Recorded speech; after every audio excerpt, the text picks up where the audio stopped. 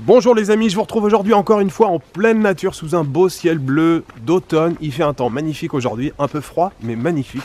Alors, le but de cette vidéo aujourd'hui c'est de faire le top 5 sur la Corée. Mais avant de commencer, je voulais souhaiter la bienvenue à tous les nouveaux abonnés. Alors il y a eu un grand changement sur la chaîne, c'est le nombre d'abonnés qui a explosé. D'abord un grand merci à monsieur Laurent Cassia. Laurent, spécial dédicace pour toi, franchement merci beaucoup. Laurent a fait une vidéo sur voilà, des petits youtubeurs. On s'est rencontrés 2 fois pendant le séjour et il a parlé de la chaîne. Évidemment ça fait exploser le nombre d'abonnés. J'ai pas trop compris ce qui s'est passé, j'ai reçu plein de notifications et tout, je comprenais pas. Et quand j'ai vu la vidéo de Laurent, j'ai compris pourquoi. Voilà, bienvenue à tous les nouveaux abonnés.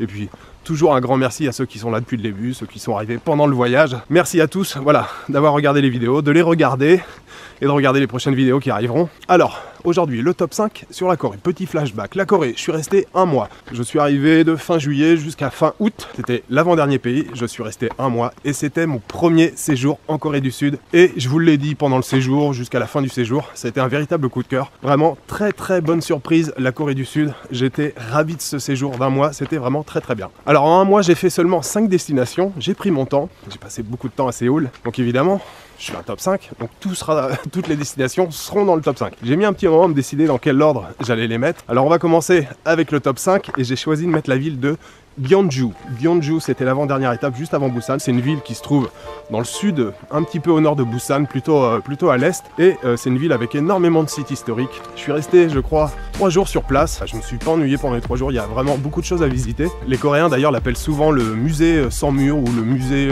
à ciel ouvert. Il y a énormément de sites qui sont, alors certains sites à l'intérieur de la ville, d'autres à l'extérieur. Alors moi il y a vraiment un endroit que j'ai adoré qui se trouve en dehors de la ville de Gyeongju, c'est le temple de Bulguk ou Bulguksa. Vraiment un site magnifique, le temple est super. Alors c'est très touristique avec les Coréens, il n'y avait pas beaucoup de touristes étrangers, mais malgré le monde et tout, la Corée, franchement c'est très chouette, belle structure, beau temple, c'était vraiment très agréable. Je crois que c'est à une 15aine de kilomètres au sud de Gyeongju. Alors ce qui est bien aussi, c'est qu'il y a des bus pour aller partout, hein. Vous pouvez visiter toute la région autour de Gyeongju. Il y a des bus qui partent voilà, du centre de Gyeongju, donc c'est hyper facile pour se balader. Donc ça à Bulguk, c'était très chouette, je vous le conseille vraiment. Et puis alors au sein même de la ville, vous avez ces petites collines qui sont en réalité des tombeaux. C'est assez surprenant de trouver ça au milieu de la ville. Et puis il y a un site que j'ai découvert presque par hasard. J'avais plus ou moins prévu d'y aller, et puis c'était en fin de journée, j'y suis allé à la tombée de la nuit, et ça je vous conseille vraiment de le faire by night, c'est le palais de Dongung.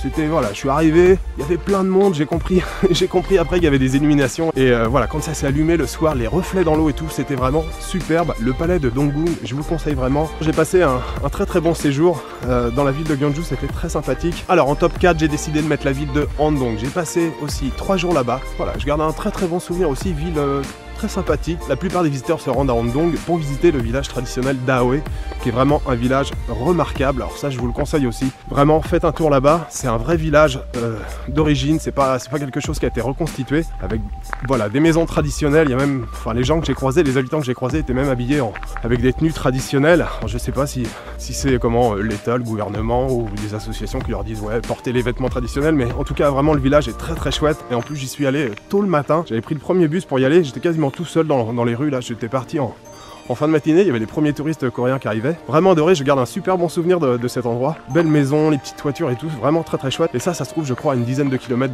d'Andong. Après, juste la ville en elle-même. Vous savez, il y a des endroits comme ça où, voilà, vous vous sentez bien. Et c'est une petite ville Andong, mais vraiment très sympa. Je me souviens avoir rencontré plusieurs personnes âgées comme ça quand j'attendais le bus qui essayaient de me taper la causette. Voilà, j'ai passé un très bon séjour à Andong. Puis un deuxième endroit que j'ai beaucoup aimé aussi, qui se trouve pareil en dehors de la ville, c'est le temple de Bongjeong ou Bongjeongsa. C'est, je sais pas, une petite dizaine de kilomètres. Pareil, il y a aussi des bus pour y aller. J'y suis allé en fin d'après-midi, c'était paisible. J'étais tout seul en fait, il y avait quelques moines qui étaient là. Quand je m'apprêtais à partir, il y avait une nonne qui était là, qui a commencé à faire sonner des cloches, qui faisait des prières et tout. J'en garde un souvenir, mais voilà, c'était mémorable, vraiment très très bien. C'est un temple que je vous conseille vraiment. Bongjeongsa, vraiment si vous êtes de passage à Andong, profitez, vous pouvez largement faire la visite du village traditionnel d'Aoe le matin, et puis faire une petite escapade l'après-midi là au temple, vraiment très très sympa. Alors, en top 3, j'ai choisi de mettre la ville de Busan. Alors pareil, excellente surprise. Vous savez, je vous l'ai dit plusieurs fois, la Corée, j'avais pas vraiment préparé grand chose. Et voilà, j'ai terminé mon séjour en Corée à Busan, qui est la deuxième ville du pays. Il y a un port qui est très très grand, avec un trafic maritime mais vraiment énorme. C'est une ville extrêmement dynamique, il y a énormément de choses à découvrir à Busan. Il y a même plusieurs plages au cœur de la ville. Je pense à la plage de Haeundae, qui est la plage qui bouge le plus. J'y suis allé le soir, c'est très très animé. Une deuxième plage aussi qui s'appelle Gwangwali, où je suis allé en fin d'après-midi, je crois que c'était un dimanche. C'était super animé, il y avait plein de gens qui étaient sur la plage, qui faisaient des pique-niques et tout. J'ai passé un moment vraiment très très bien là-bas, c'était vraiment très très chouette. Puis je pense aussi à un quartier que j'ai adoré à Busan, c'est le quartier de Gamcheon. Ça se trouve plutôt à l'ouest de Busan, et c'est un quartier qui était voué normalement à la destruction, qui a été complètement rénové avec des maisons de couleurs. Il y a plein d'artistes qui ont fait des fresques sur les murs. C'est vraiment un endroit surprenant, et j'ai passé un moment aussi génial là-bas. Évidemment très populaire auprès des jeunes coréens, donc il y a plein de gens qui prennent des photos un peu partout. C'était vraiment super, très très chouette. Et puis à Busan, il y a aussi le quartier de Jagalchi. Alors Jagalchi, c'est le marché, le fameux marché aux poissons de Busan, qui est très chouette. Alors je logeais juste à côté, j'étais à 2 minutes de marche du quartier, donc c'est un quartier aussi très animé, avec énormément de restaurants. Vous pouvez manger tous les poissons qui existent dans l'océan. Vraiment, c'est un quartier très sympa, j'ai beaucoup aimé. Et puis voilà, plein de petits marchés aussi, comme dans toutes les villes coréennes. Vraiment, Busan, c'était une excellente surprise, et je suis très heureux d'avoir terminé le séjour en Corée à Busan. J'ai passé 5 jours là-bas, et vraiment, c'est aussi une ville que je vous recommande. Alors en top 2, j'ai décidé de mettre la ville de Sokcho. Ça a été ma deuxième étape en Corée. Petite ville qui se trouve donc sur la côte est, pas très loin de la frontière avec la Corée du Nord. Je pense une cinquantaine de kilomètres en dessous la frontière. Excellente surprise. Alors je pense aussi que c'est parce que voilà, c'est la première ville en dehors de Séoul que j'ai visité. Très sympa d'arriver dans une ville comme ça de taille moyenne. C'est une ville qui est très réputée pour l'activité, son activité portuaire. Il y a un port assez important avec énormément de pêche. Il y a des restaurants partout. Vous pouvez manger du poulpe à foison, enfin énormément de fruits de mer, de crustacés, mais beaucoup de poulpe. Et notamment une des spécialités de la ville, c'est du poulpe farci avec des petits légumes intérieurs, de l'ail et tout. Enfin bon, c'était une tuerie, je me suis régalé, c'était vraiment excellent. Sokcho, ça a été, voilà, c'était une très très belle étape. Je suis resté 3 jours. Je m'étais trouvé un petit Airbnb qui était très sympa. C'était un petit studio un peu vintage, un peu à l'ancienne.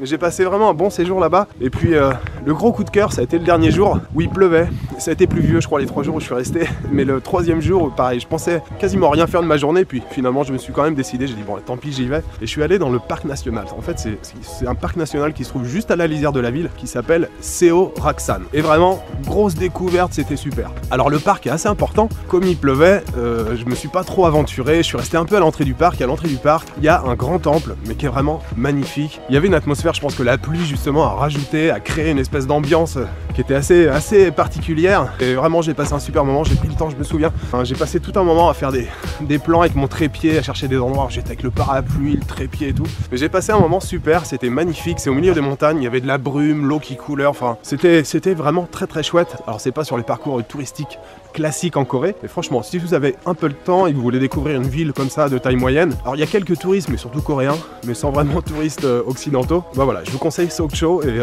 vous vous régalerez tous les jours avec des plats de fruits de mer, des soupes, des choses comme ça. Ça a été ouais, une belle surprise et c'est Sunju, la coréenne que j'avais rencontrée à Séoul qui me l'avait conseillé, qui m'en avait parlé. Voilà, excellent souvenir et ça c'est le top numéro 2. Alors bien sûr, vous l'avez deviné, en top 1, j'ai choisi de mettre la capitale coréenne, j'ai choisi de mettre Séoul. J'ai passé 10 jours à Séoul, je suis arrivé, ça a été le point d'entrée en Corée, ça a été mon introduction avec la Corée, la culture coréenne. Je vous l'avais expliqué pendant les vlogs, j'ai même eu un peu de mal au départ à me mettre dans l'ambiance. J'arrivais de Taïwan, où j'avais passé 6 jours à Taipei, 6-7 jours à Taipei, et puis j'étais dans un rythme de sommeil vraiment décalé, j'étais vraiment claqué.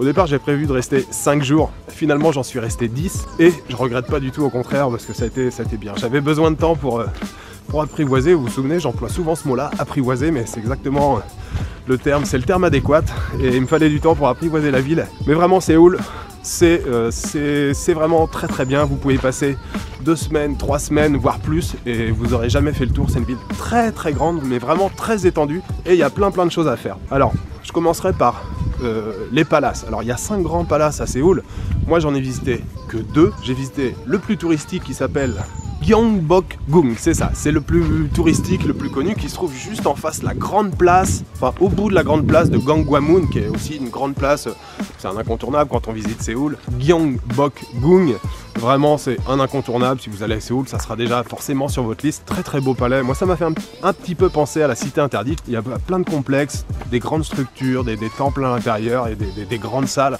Vraiment un travail remarquable, des belles sculptures, du bois, des peintures un peu partout, c'est vraiment très chouette, vraiment très beau. Puis le deuxième que j'ai visité, ça a été mon petit coup de cœur, je le préfère même au premier. Celui-ci c'est Cheongdeokgung, qui se trouve pas très loin, hein, plus à l'est, et celui-ci alors, j'allais dire un peu plus intimiste la visite, moins touristique, il y a moins de monde. Il est aussi plus petit en taille, mais alors pareil, il est magnifique, il y a même des beaux jardins tout autour. Vraiment, je garde un souvenir de cette visite là, c'était super chouette. C'est les 2 palais que j'ai décidé de visiter à Séoul. Lors du prochain voyage, j'en visiterai certainement d'autres, mais celui-ci, je pense que j'y retournerai. J'avais vraiment apprécié Cheongdeokgung. Et puis, entre ces 2 palais, il y a un quartier, c'est l'un des quartiers que j'ai préféré à Séoul, c'est le quartier de Bukchon, qui est un quartier de maisons traditionnelles avec les toits en tuiles, les portes en pin assez claires. Voilà, des belles maisons traditionnelles.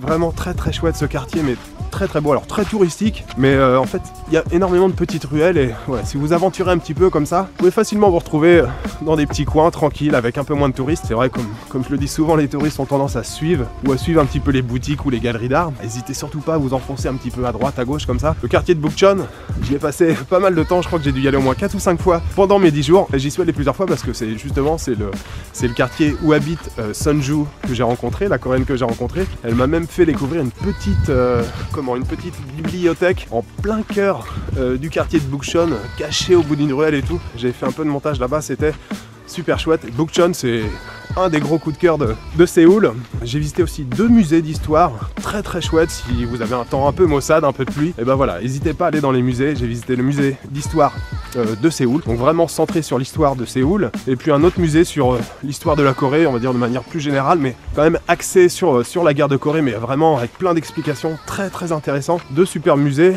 Évidemment, il y a des grands marchés. Il y a le quartier de Dongdaemun, qui est un grand quartier commerçant avec des malls, des plus petits marchés de fringues, de chaussures. Dongdaemun, il y a aussi le Dongdaemun Plaza, qui est une grande structure, un centre d'exhibition avec voilà, plein d'expositions en tout genre. Dongdaemun, très sympa aussi comme quartier. D'ailleurs, je logeais pas très loin, j'ai logé à 2 endroits différents à Séoul. Vous avez aussi donc la grande place de Gangwon-mun dont je vous ai parlé. Vous avez des tours que vous pouvez visiter. J'ai visité la Seoul N Tower ou N Seoul Tower. J'y suis allé by night, il y avait une jolie vue, même si je vous l'avais dit sur le coup, j'avais été un petit peu déçu, mais j'arrivais de Taipei, j'avais visité la tour 101 où j'avais une vue extraordinaire sur Taipei. Mais non, je vous le conseille quand même, ça valait vraiment le coup, vous avez une jolie vue. Puis il y a une deuxième tour que j'ai pas visitée, qui est là, Lotte Tower, qui est sortie de terre il y a juste quelques années, qui est vraiment beaucoup plus grande, beaucoup plus haute, que je visiterai probablement lors de mon prochain séjour. Il y a énormément de choses à faire à Séoul et moi j'ai même pas fait le tour. Après il y a des quartiers très animés, comme je pense au quartier de Hongdae. Alors moi j'y suis passé 2 fois, mais en journée. Alors en journée, c'est mode sommeil, hein, tout le monde dort, mais quasiment tout est fermé. Mais le soir c'est le quartier pour faire la fête, c'est un quartier hyper populaire auprès des jeunes coréens, des étudiants étrangers. C'est le quartier festif de Séoul. Il y a aussi le quartier de Myeongdong qui est très sympa, peut-être plus shopping, avec aussi de la street food le soir. Vraiment aussi très sympa. Je suis passé aussi 2-3 fois dans ce quartier. Plutôt cool, mais c'est une ville très étendue, je vous dis, il y a tellement de choses à voir à Séoul, vous ferez jamais le tour en une fois, même si vous restez, je dirais, presque un mois. Et puis il y a aussi possibilité de faire des excursions en dehors de la ville. Moi j'ai fait une sortie pour la journée où je suis allé à Suwon, qui se trouve au sud de Séoul. Je crois que c'était à peu près une heure de métro, où là il y a une forteresse en fait, avec des temples intérieurs, des vestiges de palais et de choses comme ça. C'était très très chouette, avec une belle vue sur la ville. Je me souviens, c'est le jour où j'avais acheté mes nouvelles pompes, j'avais mal aux pieds, j'en pouvais plus. J'étais rentré même un peu plus tôt, j'avais pas fait le tour complet de la forteresse, mais j'en garde un excellent souvenir, les vues étaient magnifiques. Suwon, j'y retournerai ça aussi, ouais, parce que là j'étais un peu vexé de ne pas avoir fait le tour entier. Voilà, Séoul, ça a été logique, c'est la première décision que j'ai prise pour le top 5, c'était de mettre Séoul en première position, parce que ça a aussi été l'introduction avec la culture coréenne, c'est là que je suis arrivé. J'avais un peu hésité à atterrir à Busan et puis terminer à Séoul, mais finalement je suis très content d'avoir commencé par Séoul et d'avoir pu profiter de tout ce que la ville a à offrir.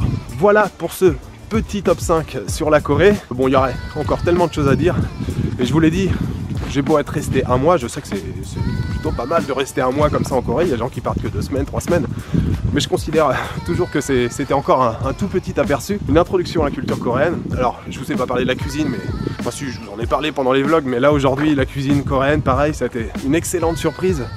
Et je voulais dire, ça ressemble à rien de ce que je connaissais. Vous pouvez pas comparer avec d'autres cuisines asiatiques, même si vous pouvez retrouver quelques plats, quelques similitudes avec des plats japonais, mais sinon c'est vraiment une cuisine à part qui est très très épicée. J'aime la cuisine épicée et je suis habitué à manger des currys, des choses comme ça. Et je vous garantis que la cuisine coréenne, c'est vraiment très relevé. Et voilà, si vous aimez les piments et la cuisine épicée, vous serez très heureux en Corée. Non, il y a des très bonnes choses.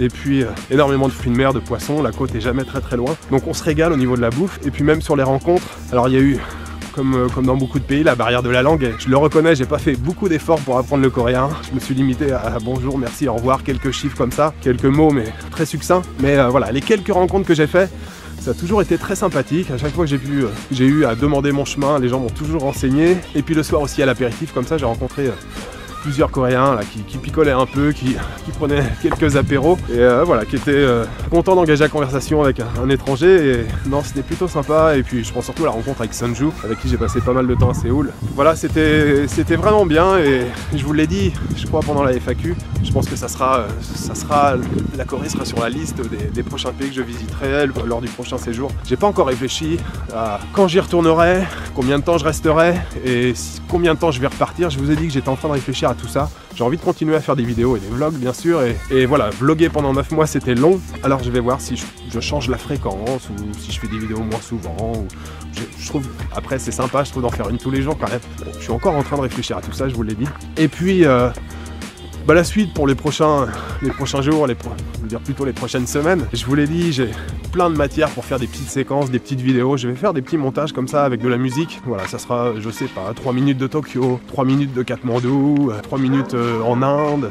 Voilà, j'ai plein de séquences comme ça. J'ai envie de faire des images. Vous le savez, j'adore les images et mettre de la musique par-dessus. Et puis il me reste aussi encore un gros morceau, c'est le top 5 sur le Japon.